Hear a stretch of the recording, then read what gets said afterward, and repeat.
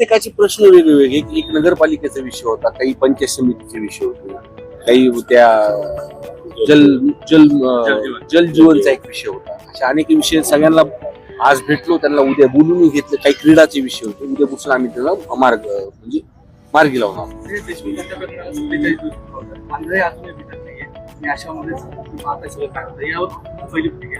मला वाटत नाही आता आंधळे सापडत. जे काही त्या भागात जे काही घडतं, जे काही इतिहास आहे, सापडायचं असलं असतं तर पोलिसांनी सापडलं असतं. मला वाटत नाही आता सापडलं. प्रत्येक व्हिडिओ जे आहेत नवनवीन प्रशासनाला, पोलीस प्रशासनाला मिळत नाही. हे बघा, मी सुरुवातीला जे बोललो होतो ना की सीडीआर तपासून, त्याच पद्धतीने प्रशासन जो तपास घेतय आणि त्याच प्रत्येक दिवशी आपल्याला काही ना काहीतरी फुटेज आपल्याला तिथे भेटते. म्हणजे ही साखळी जुळत चाललेली आहे. जे आम्ही सांगतोय किंवा लोक सांगतायत, ते मसाजचे लोक सांगतायत, देशमुख कुटुंबीय सांगतोय, तो विषय तुम्हाला तुमच्या समोरच येतोय. माझ्यापेक्षा तुमच्या मीडियावरती सगळे सीसीटीव्ही फुटेज आहे. महादेव मुंडे हत्या प्रकरणात सुद्धा 15 महिने अद्याप एकही आरोपीला अटक केली नाही.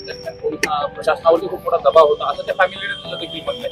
बघा, मी अनेकदा ह्या विषयावरती बोललो की हे फक्त आपण सर्वांनी डेअरिंग केली, मीडियाने सुद्धा हे दाखवलं, त्याच्यामुळं बाकीच्यावरती जो लोकांवरती जो अन्याय झालाय ते सुद्धा आता पुढे येते.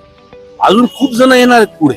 आणि त्या विषयावरती मला वाटतं धस्सांना या SP साहेबांना त्या विषयावरती बोललो. मीही काल त्यांना भेटून आले होतो, त्यांनी पत्र सुद्धा दिले आणि मी सुद्धा SP साहेबांना या विषयावरती बोलणार.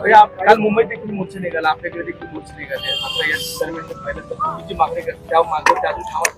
हे बघा, मोर्चा काढायला कोणीच कुणाला सांगत, स्वतः लोक. आणि पहिल्यांदा महाराष्ट्राच्या इतिहासामध्ये दिसते की सर्व जाती धर्माचे लोक रस्त्यावर होते. आज वाल्मिक कराड जी मास्टर माइंड अटक झाल्यानंतर सुद्धा मोर्चे निघतात, म्हणजे लोकांमध्ये रोष किती.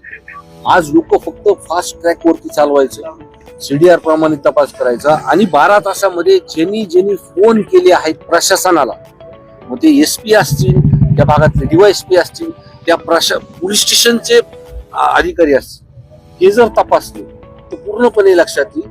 आणि प्रशासनाला पण मोकळा श्वास दिला पाहिजे काम करायला. आणि त्यासाठी धनंजय मुंडे साहेबांनी हा राजीनामा दिलाच पाहिजे, सरकारने घेतला पाहिजे. पोलिसांवरील दबावाचे वेगवेगळे उदाहरण आहेत. या ठिकाणी एक तरुणी देखील उपोषणाला बसली, ती आरोप करते की आजच्या आमदारांनी दबाव आणला आणि त्यांच्यावर जे आरोपी होते त्यांच्या अत्याचारातले त्यांनी कुठलीही कारवाई केली त्या आरोप. बघा, मी त्यांच्याशी आता काही बोललो नाही, म्हणून मी बोलून तुम्हाला ह्या विषयावरती बोलेल. काल वाल्मिक कराड यांना 3 दिवसाचा उपचार केला, तर रात्री उशिरा डिस्चार्ज देण्यात आला. त्या अगोदर आरोपींसाठी त्या ठिकाणी उपचार केला जातो, त्या ठिकाणी न करता ICU मध्ये उपचार केला जातो. त्यामुळे आरोग्य यंत्रणेत अनेक प्रश्न उपस्थित केले जात होते. तुमचं काय म्हणणं असतं? मी आधीपासून म्हणतो की सरेंडर होण्यापासून जी काही VIP ट्रीटमेंट झाली ती मंत्रिपदा असल्यामुळेच त्यांना ते संरक्षण तिथं दिलं जातं. त्यामुळे त्यांनी राजीनामा हा दिलाच पाहिजे. ह्या सगळ्या गोष्टी होत्या.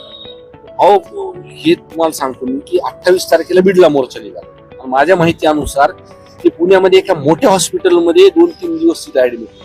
जेव्हा लोक रस्त्यावर उतरल्यानंतर तिथून ते खराब त्यांना कुणी ऍडमिट केलं, त्या काळामध्ये कोण त्यांना भेटायला गेलं, ह्याचाही तपास झाला पाहिजे.